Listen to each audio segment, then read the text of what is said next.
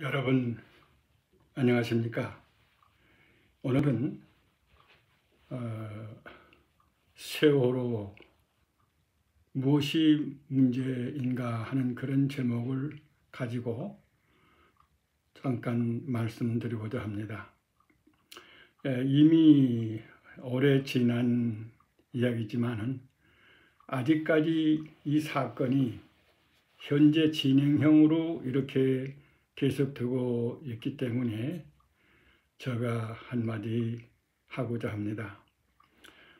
저도 이제 탄광산업선교 하다가 거의 광부들하고 같이 탄을 캐면서 선교를 하다 보니까 병이 들었어요. 그래서 잠시 저를 특별히 참 오래전부터 뒤를 돌봐주고 기도해 주시던 그런 오늘 교회 이야기에서도 혹시 들는지 모르겠습니다만 영락교회 그 권사님들이 제가 광산에 선교할 때 오셔가지고서는 제가 이제 그 지경에 이르렀으니까 저를 자꾸 당장 나가자는 거예요. 당장 이삿짐 사가지고서 나가자 뭐 이래 이제 해서 사실은 잠시 그저 저는 건강을 회복하고 다시금 광산에 들어가서 광부들과 같이 살면서 선교하려니 했었습니다. 그때에 제가 이제 학교에 이 중고등학교 또 대학 뭐 신학교 이런 데서 강의를 하면서 제가 경험한 바로는 그저 이제 학교에 있게 되면 제가 한때는 물론 교목으로도 있었지만은 교도 주임까지 맡았어요. 그래서 이제 이따금씩 매년 그런 건 아니지만은 이 수학여행을 가는 그 학생들과 같이 교목이니까 같이 따라가게 이제 항상 그 교장님이 배려를 했댔어요. 그래서 같이 이제 가는 경우가 많이 있었습니다. 그런데 참 어떤 때는 도저히 날씨가 심하게 궂은 날씨가 되어서 도저히 더 나갈 수 없는 도저히 그 예정된 날짜에 갈 수 없는 경우가 있다금씩 있어요. 그래서 그것을 이제 연기를 하고 뭐 일주일이면 일주일 이렇게 연기를 해서 그 날씨가 이제 좋아질 때 다시금 출발하는 그런 경우가 있었습니다. 저는 항상 그때도 이제 선생님들께 이야기했어요. 100만 분의 1이라도 위태로운 그런 상황이 있다고 하게 되면 중단해야 된다 하는 그런 이야기들을 한 것을 기억하고 있습니다. 사실 이 세월호 사건 때문에 우리 한국에 참 지금도 아픔이지요. 청소년들을 지도하고 가르쳤던 내 자신도 그저 너무나도 참 마음 아픈 일입니다만은 이제 앞으로 이런 일이 다시금 없이 돼야 될 그런 것을 위해서는 이제 한마디 해야 돼요. 이것은 단순한 해상 사고입니다. 수학여행을 가던 학생들이 침몰된 참 불행한 사건이에요. 제가 이제 뭐 긴 이야기는 하지 않겠지만은 사실 여기 가장 큰 책임은 그 학생들을 인솔했던 교사들이 첫째 책임입니다.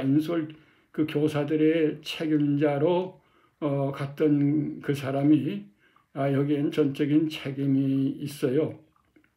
그리고 이제 두 번째로는 이 배 선주들, 이 배가 분명히 문제가 있고 사고가 날 수밖에 없는 그런 상황에서도 이 배를 띄웠던 이 배 선주들 편에 전적인 문제가 있는 겁니다.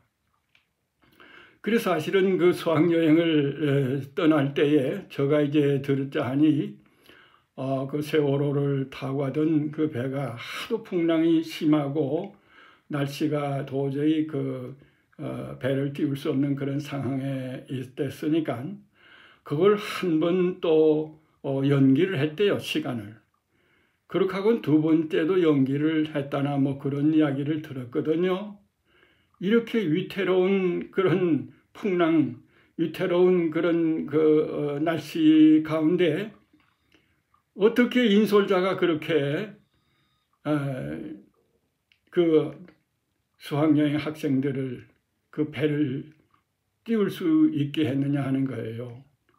단장 그거는 중단했어야 되고 날씨가 완전히 회복될 때까지 그 수학여행은 미뤘어야 했어요. 바로 거기에 그 지도자의 판단의 미스였어요. 예. 그런데 이것은 뭐 그런 면에서는 저는 책임지는 놈이 별로 없었어요. 보니까 참 기가 막히더라고요. 그걸 처리하는 걸 보니까.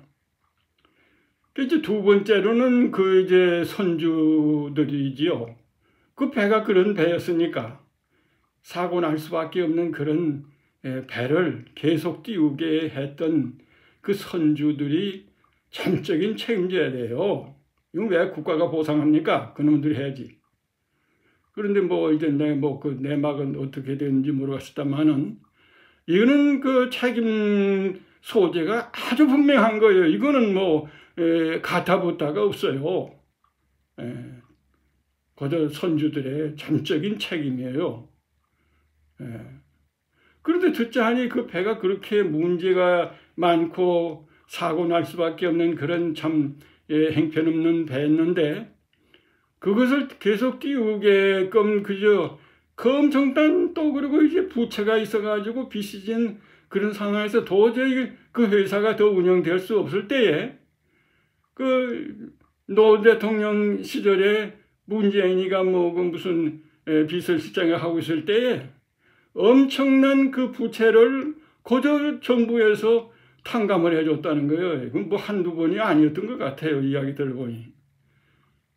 깊은 내막은 모르지만은 그런 상황에서 보게 되면 사실은 이 배 사고는 벌써 예정이 되어 있었던 거예요. 예.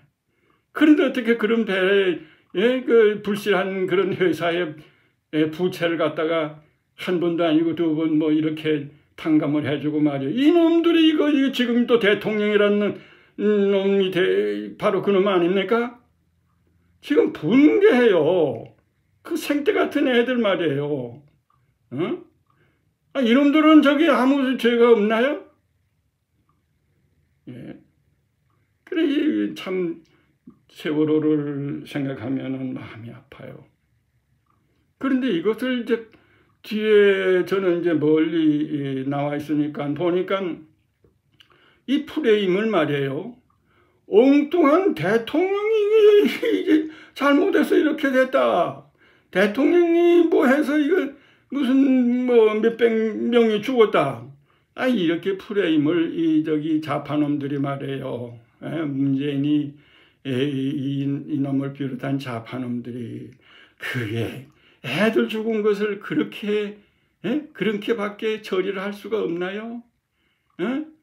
그 생떼 같은 애들 하나만 정말 눈에 넣어도 아플까 말까 하는 그런 생떼 같은 애들 그래 놓고서 그것을 갖다가 무슨 뭐 박근혜인지 하여간 그 대통령에게다가 뒤집어 씌워가지고 그것을 대통령을 끌어내리기까지 하지 않았어요.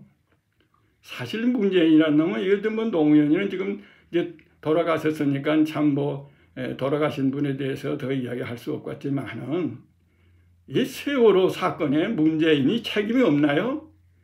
예? 왜 그런 선주들의 빚을 탕감해줘가지고 계속 그 불실한 그런 배를 띄우게 했어요? 나쁜 놈이에요. 그놓고서는 무슨 노랗게 생긴 주먹덩이만한 그 무슨 배지를 덜렁덜렁 달고 돌아다니는 이런 개 같은 놈들이 어디 있습니까? 애들이 그렇게 죽었는데, 에? 여러분, 우리가 다 자식들 다 귀하지 않아요?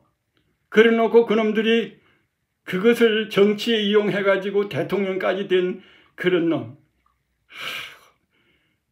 제가 직접 그 현장에 제가 그 경험을 한 사람 아닙니까? 예? 참으로 오늘 그저 뭐 제가 더 이야기를 해서 우리 돌아가신 사랑하는 우리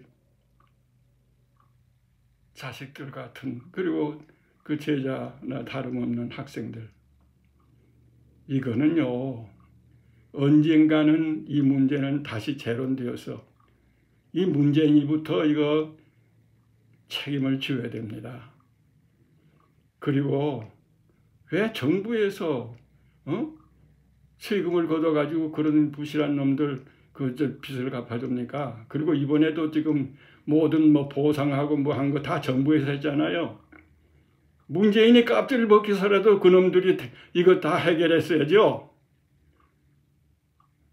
여러분, 오늘 제가 흥분했습니다만은 참으로 우리 한국이 정의가 사라져버린 것 같아요. 정의가. 불법, 그저 큰 소리 튀는 놈, 하나만 그저 무엇이든지 그 참 비참한 사건을 자기 정치에다가 여론몰이를 해서 이용을 하는, 이건 안 되거든요. 사람의 인육을 쓰고 어떻게 그럴 수 있어요. 지금이라도 그 친구는 그거 하나 만이라도 생각한다면은 당장 대통령 자리에서 내려와야 돼요. 그리고 박근혜가 무슨 거기에 책임이 있습니까? 박근혜가 그 현장에 그 장에 있었나요? 무슨 그 선주들의 빚을 갚아 이거 탕감해 줬나요? 불시 기업체에다 말이야. 그래도 오늘 이만큼 하겠습니다. 우리 참으로 너무 그 일은 너무 마음이 아파요. 문재인에게 전적인 책임이 있어요. 왜 그런 불실한 그 선주의 빚을 탕감을 해줍니까? 폐기시켜야 써야죠. 그때. 그저 오늘 요만큼 하겠습니다. 그저 여러분들 우리 지난 이야기를 해서 제가 죄송합니다. 특별히 그 유족들에게도 미안하고요. 마구 그 생각하면 그냥 울고 싶어요. 그 어린 생태 같은 애들 말이에요. 그러고서 대통령이라고 그것을 대통령 하겠다고 그 정치에다 이용을 해가지고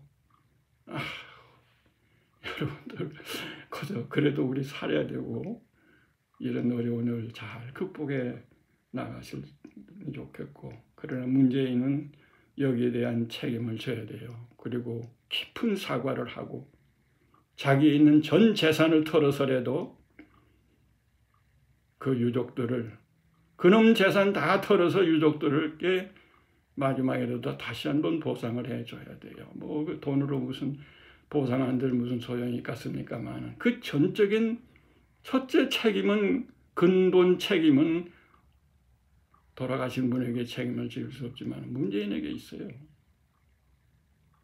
그저 여러분들 다 건강하시고 그저 우리 나라와 민족이 잘 되기를 위해서 함께 기도하십시다. 감사합니다.